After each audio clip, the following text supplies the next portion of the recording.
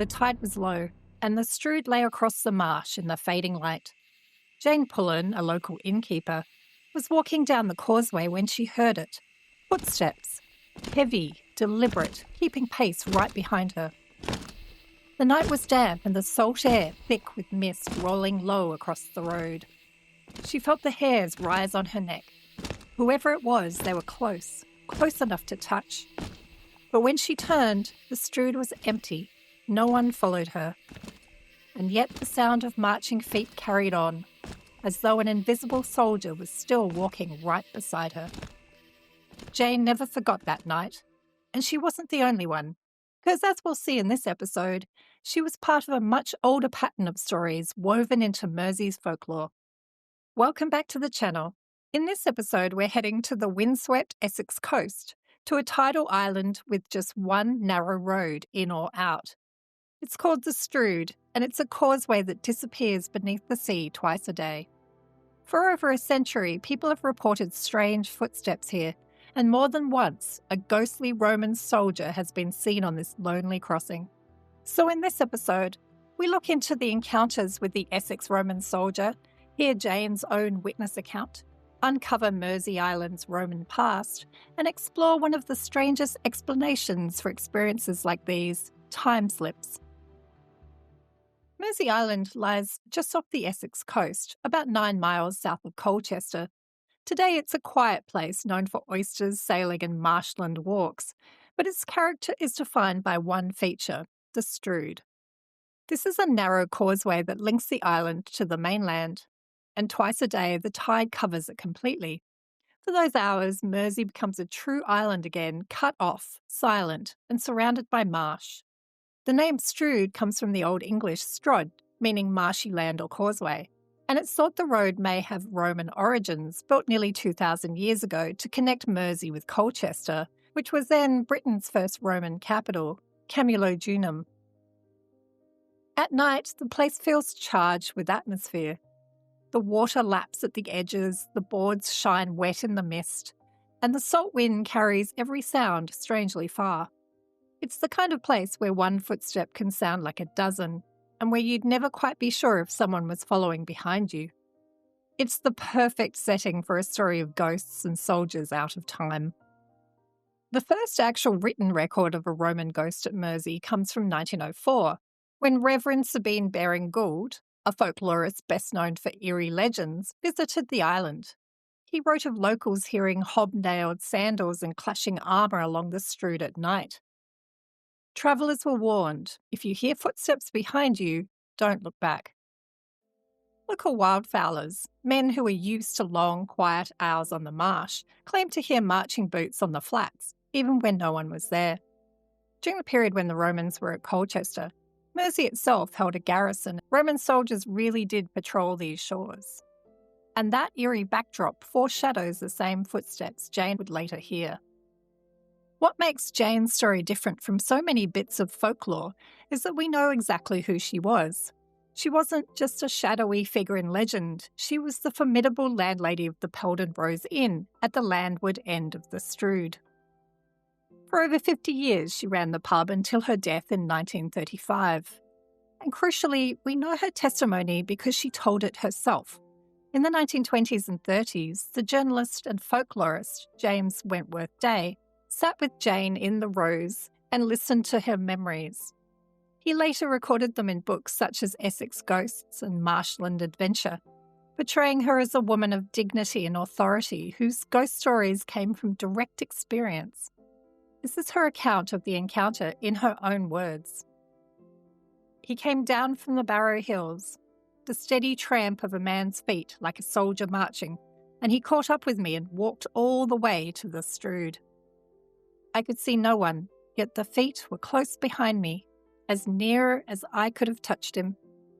I bopped down to look along the road in the moonlight, yet no one was there. Still the feet kept on. I walked along the road until I came to a man I knew well. He was all of a tremble. He shook like a leaf. I can hear him, he said, but I can't see anyone. Keep along with me, I said to the man, and no harm will come to you. 'Tis only one of those old Romans come out of the barrow to take his walk. By then, Jane was in her 80s, which means the night she described had taken place decades earlier. But she carried with it all her life, repeating it with quiet conviction, never embellishing it, just simply telling it as it was. Local lore even said the Roman ghost could sometimes be glimpsed marching straight through the inn itself, as though the soldier's route cut directly across the pub. It gave the haunting a strangely intimate edge, history striding into everyday life. But if Jane's account rooted the legend in living memory, what came next was even harder to dismiss. Because in the 1960s, 2 trained naval officers claimed they saw the same soldier with their own eyes. This is the most dramatic sighting of all. 2 naval officers were driving across the Strood one night when their headlights caught something ahead. At first it looked like a man, but as the beams drew closer, they saw the details, helmet, the outline of armour, the unmistakable figure of a Roman centurion caught in the light. The driver of the car slowed, bracing for impact, and then the figure vanished. We don't have the officer's own testimony, only the story preserved in respected folklore research. But the fact that 2 disciplined men, trained to observe under pressure, were witnesses make this account really stand out. It suggests that on that night, at least for a moment, the Strood carried not just modern traffic, but a soldier from another time. Now, interestingly, the Strood isn't the only place on Mersea touched by strangeness. Old stories speak of a phantom cart and horses clattering across the Causeway on stormy nights. Islanders said the rattle of wheels and the crack of a whip would echo across the water, yet no cart ever arrived and no tracks were left in the mud. But even with these tales, it's the Roman soldier who refuses to fade, returning again and again in local memory. And just beyond the Strood lies real evidence of Romans buried in the island's soil. Half a mile from the Strood stands the Mersea Barrow, or Mersea Mount, a great Roman burial mound. Built in the late 1st century AD, it would have dominated the landscape. When excavated in 1912, archaeologists uncovered a carefully built chamber of Roman roof tiles, sealed beneath layers of sand and gravel. At its heart was a lead casket containing a pale green glass bowl and the cremated remains of an adult. This was no ordinary grave. Lead imported glass and the mound's size suggest it belonged to a Romano-Briton of high rank. It's a landowner, officer, or even a centurion. And its location matters. The mound lies just southeast of the Strood, overlooking the very road where the Roman soldier is said to march. In 1962, another burial chamber was discovered inland at Barrow Hills. Again, Roman ashes, another reminder that Mersea was a place the Romans lived, fought, and were buried. Archaeologists have also found villas across the island with mosaics and imported pottery, proving it was a prosperous Roman community. So when locals speak of soldiers on the Strood, they aren't imagining strangers. They're describing men who really did march this road daily. Of course, not everyone agrees that a Roman ghost walks the Strood. The explanations range from the natural to the paranormal. The sceptical view is simple. The Strood at night is eerie. Wind through the marshes, the slap of the water, the echo of footsteps on boards, all can trick the senses. Headlights or moonlight bouncing off wet planks can create fleeting shapes. Mist can scatter the light, while the creak of timbers and the rush of the tide provide the perfect soundtrack for phantom footsteps. Another idea is the stone tape theory, that intense events imprint themselves on the land and replay like recordings. If thousands of Roman feet once crossed the Strood, perhaps their memory is stamped somehow into the causeway itself. But then there's a third explanation that fits these accounts more closely: time slips.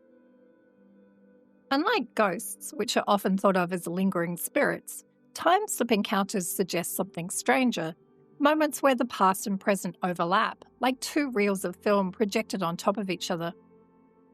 Witnesses often describe the experience as being surrounded by a sudden stillness, the colours appearing oddly muted, or an uncanny silence falling over the world. Then, just as quickly, they notice things that don't belong, people in centuries-old clothing, buildings that shouldn't be standing, or even entire scenes unfolding as if history itself is bleeding through. Take Harry Martindale, the young plumber in York in 1953.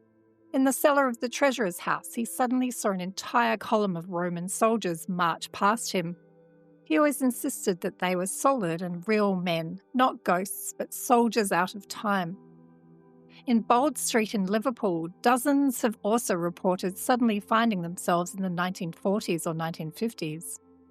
And one of the most famous cases took place in 1901, when two Oxford academics, Charlotte Ann Moberly and Eleanor Jourdain, claimed to have wandered into the gardens of Versailles, only to find themselves amidst the court of Marie Antoinette.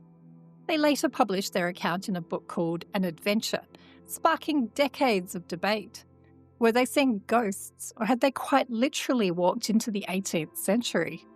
Now, skeptics will argue that these incidents can be explained away by psychological states, daydreaming, disassociation, or even misremembering. But for believers, time slips point to a far stranger possibility. That time isn't a straight line at all, but a landscape we occasionally stumble across the wrong way. And this fits Mersea perfectly. Jane didn't hear faint noises, but footsteps that shook the boards. The naval officers saw armour catch their headlights. These aren't wispy phantoms. They sound like travellers caught in another moment of history. Maybe that's why the Strood feels so charged. It isn't just a road between land and island.